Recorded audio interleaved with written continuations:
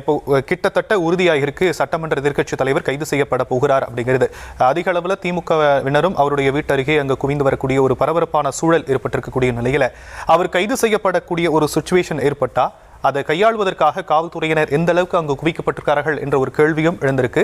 அவர் மீது என்னென்ன வழக்குகள் பதிவு செய்யப்பட வாய்ப்பு இருக்கு அப்படிங்கிற ஒரு கேள்வியும் எழுதலையா சார்? ஆமா, அதில் நீங்கள் சொன்ன மாதிரியே இதில் என்ன அப்படின்னா, நேற்று அவர் பேசினார் இல்லையா அந்த கண்டன ஆர்ப்பாட்டம், அது தொடர்பாக அந்த பேச்சில் பெண்களை அருவருக்கத்தக்க வகையில் பேசினார் அப்படின்னு சொல்லிட்டு தஞ்சை கரந்தையைச் சேர்ந்த பைரவி அப்படிங்கிறவங்க தான் தஞ்சை கிழக்கு காவல் நிலையத்தில் புகார் அளித்திருக்கிறாங்க. இந்த புகாரின் பேரில் அவர் மீது வழக்கு பதிவு செய்யப்பட்டிருக்கிறது. இது அவதூறு வழக்காக பதிவு செய்திருக்கிறார்கள். பெண்களை இழிவுபடுத்தும் வகையில் பேசியதாகவும் அவதூறாகவும் பேசியதாகவும் வழக்குகள் பதிவு செய்யப்பட்டிருக்கிறது. இந்த வழக்கின் கீழே அவரை கைது செய்யணும் அப்படிங்கிறதுக்காக தஞ்சை கிழக்கு காவல் நிலைய இன்ஸ்பெக்டர் மணிகண்டன், திருவிடைமருதூர் டிஎஸ்பி அழகேசன் இவங்க வந்திருக்கிறாங்க. இவங்களோட சென்னை காவல் இணை ஆணையர் விஜயகுமாரும் உதயநிதியோட வீட்டுக்கு போயிருக்கிறாரு. அவங்க பேசிட்டு இருக்க அந்த காட்சியை தான் நம்ம பார்க்குறோம். அங்கே ஏற்கனவே முன்னாள் அமைச்சர் மா சுப்பிரமணியம் இருக்கிறாரு.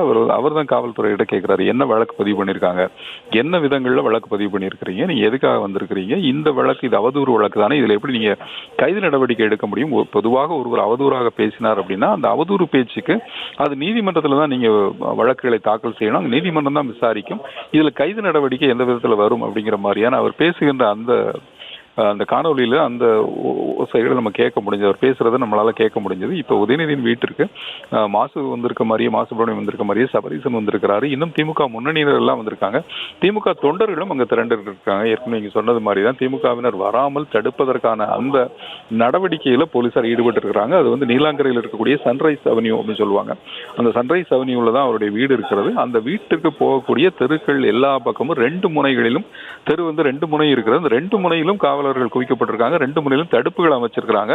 அந்த தடுப்புகளுக்கு முன்னும் பின்னுமாக காவலர்கள் இருக்கிறார்கள். அந்த தெருவுக்குள்ள வசிப்பவர்கள் செல்லலாம், அல்லது உதயநிதியை சந்திக்க வேண்டிய முக்கியமானவர்கள் இருந்தால் வழக்கறிஞர்கள் மாதிரியானவங்க, இப்போ சபரீசன் மாதிரியான உறவினர்கள் செல்வதற்கான அனுமதி இருக்கிறது. தவிர முன்னாள் அமைச்சர்கள் யாராவது இருக்கிறாங்க அப்படின்னா அவர்களுக்கு ஒருவேளை அனுமதிப்பார்கள். இவர்களை தவிர சாதாரண தொண்டர்கள் இல்ல கட்சிக்காரர்கள் சொல்லுகின்றவர்கள் இல்ல அந்த நிகழ்வுக்கு தேவையில்லாத யாரும் அங்கு உள்ள செல்வதற்கு அனுமதி அளிக்காத ஒரு வகையில தான் காவலர்கள் கெடுபிடியோடு நடந்து கொள்கிறார்கள்.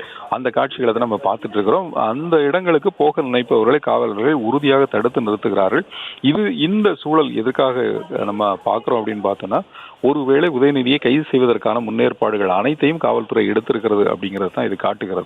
ஏன்னா கைது செய்கின்ற பொழுது திமுகவினர் திரள்வார்கள், இல்லது ஒருவேளை நீங்க ஏற்கனவே ஒரு கேள்வி எழுப்பியது போல தாவேகாவினர் கண்டன ஆர்ப்பாட்டங்கள் இன்னும் கொஞ்ச நேரத்தில் தமிழ்நாடு முழுவதும் நடத்த இருக்கிறார்கள். உதயநிதியை கண்டித்து தமிழ்நாடு முழுவதும் பல்வேறு ஊர்களில் கண்டன ஆர்ப்பாட்டம் நடத்துவதற்கான ஏற்பாடுகளை தமிழக வெற்றிக் கழகம் எடுத்திருக்கிறது. அப்படி ஆர்ப்பாட்டம் நடத்துவதற்காக செல்லக்கூடியவர்களும் இங்கு வந்து கோஷங்களை எழுப்பினால், திமுகவினர் எதிர்கோஷங்களை எழுப்பினால் அந்த இடத்துல வந்து ஒரு சட்டம் ஒழுங்கு பிரச்சனை ஏற்படுவதற்கான வாய்ப்பு இருக்கிறது. எனவே அதற்கான நடவடிக்கைகளை தான் காவல்துறையினர் முன்னெடுத்திருக்கிறார்கள். நிறைய காவலர்கள் குவிக்கப்பட்டிருக்கிறார்கள். கிட்டத்தட்ட ஒரு 200 பேர் வரையிலும் அங்கு காவல் பணியில் ஈடுபட்டிருக்கலாம் அப்படின்னு சொல்லிட்டு நம்முடைய செய்தியாளர்கள் அந்த தகவல்களை கொடுத்த வண்ணம் இருக்கிறார்கள்.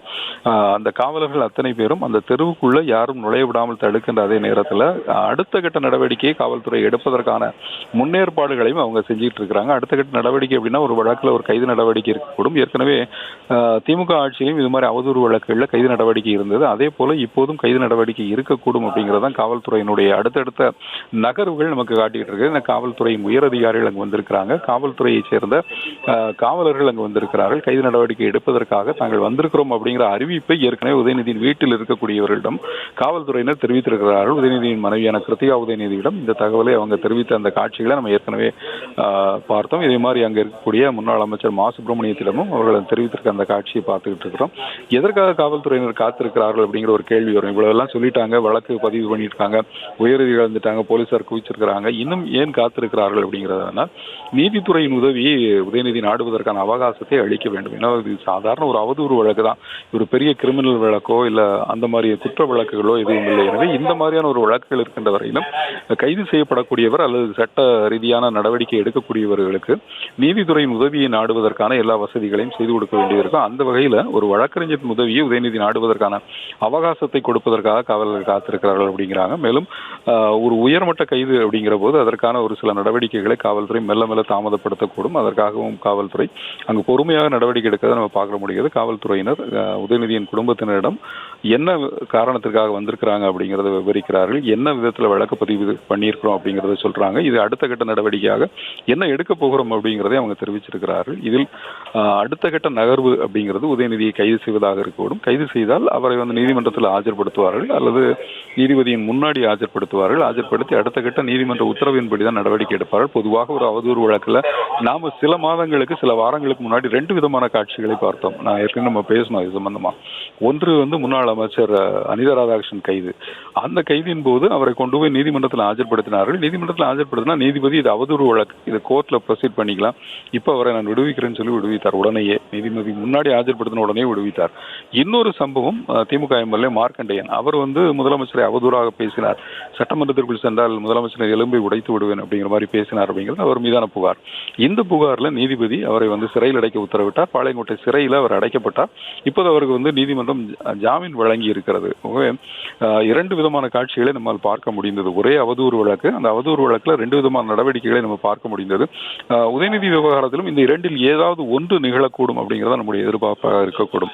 போலீசார் பதிவு செய்திருக்கிற அந்த வழக்கு பதிவின் கீழாக நீதிமன்றத்தில் ஆஜர்படுத்தினால் நீதிபதி உடனடியாக விடுவிப்பதற்கும் வாய்ப்பு இருக்கிறது. அல்லது போலீஸ் பதிவு செய்திருக்கிற வழக்கை ஏற்று சிறையில் அடைத்து அதன் பிறகு ஜாமீன் பெற்றுக் கொள்ளுங்கள் அப்படின்னு உத்தரவிடுவதற்குமான வாய்ப்பு இருக்கிறது.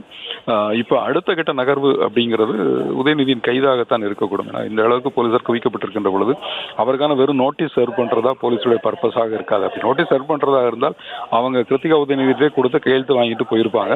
அப்படி இல்லைன்னா யாருமே வாங்க மறுத்தார்கள்னா உதயநிதி வீட்டிற்கு முன்னாடி அந்த நோட்டீஸை ஒட்டிட்டு நீங்க விசாரணைக்கு வாங்க அப்படின்னு சொல்லிட்டு போயிருப்பாங்க. ஆனால் போலீசார் அந்த இடத்துல நிற்கிறது, நாங்கள் வழக்கு பதிவு செய்திருக்கிறோம், கைது செய்வதற்காக வந்திருக்கிறோம் அப்படின்னு சொல்றதை நம்ம பார்க்க முடிகிறது.